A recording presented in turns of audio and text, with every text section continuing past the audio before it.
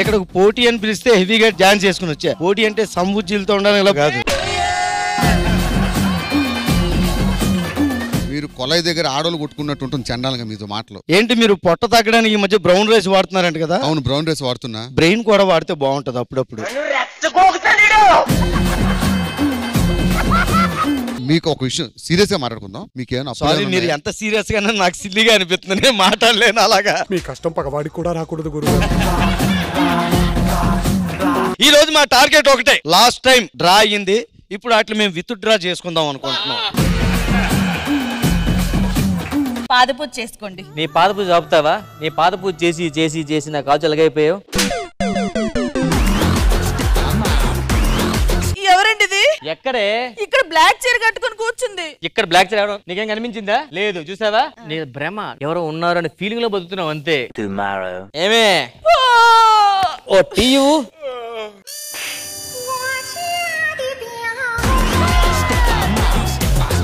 ఎవడాడు? ఎవరు లేరండి, మీరు మరి ఆగు ఆగు రే.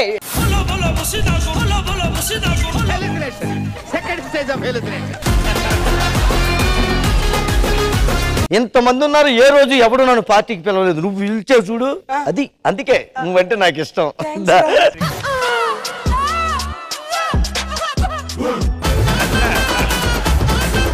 తాగు.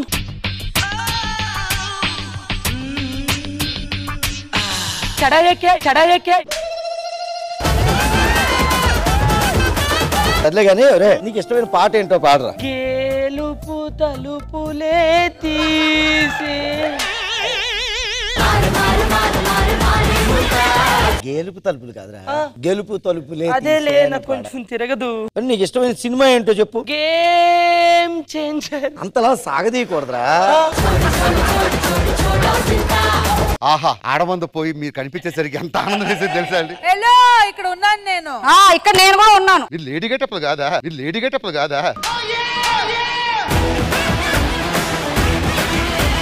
నువ్వు ఇండస్ట్రీలో ఉన్నావు కదా, నీకు హీరోస్ తెలుసా? నాకు మహేష్ బాబు గారు తెలుసు, రోజు మాట్లాడతారు. అవునా, అంత క్లోజా?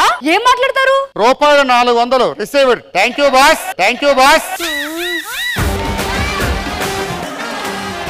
నమస్కారం. నలుగురు కూతుర్లు. మామయ్య గారు పేరు మను. ఏం చేస్తుంటారు? కచేరి కచేరి.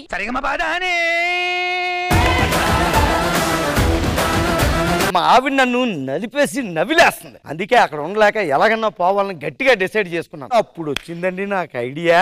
శనివారం కొన్ని స్కిట్లు వస్తాయి, అందులో ఫస్ట్ స్కిట్ ఇలా భాస్కర్ పెట్టుకుని చూసానండి. ఫస్ట్ పంచు చచ్చిపోయింది, నేను చచ్చిపోయాను అనుకున్నా.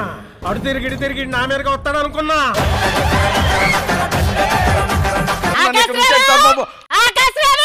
నువ్వెలాగొచ్చావే ఇక్కడికి? అరకిలో కందిపప్పు తీసుకురారా అంటే ఇక్కడికి పందికొక్కులాగొచ్చి నాటకాలు ఆడతావా? అరకిలో కందిపప్పు కోసం అంతరిక్షం దాటొచ్చావా? నేను మనోజ్ సార్ కోసం ఒక సాంగ్ పాడతా. ఇది పాడు. వస్తావా వస్తావా, రమ్మన్న చోటకి వస్తావా.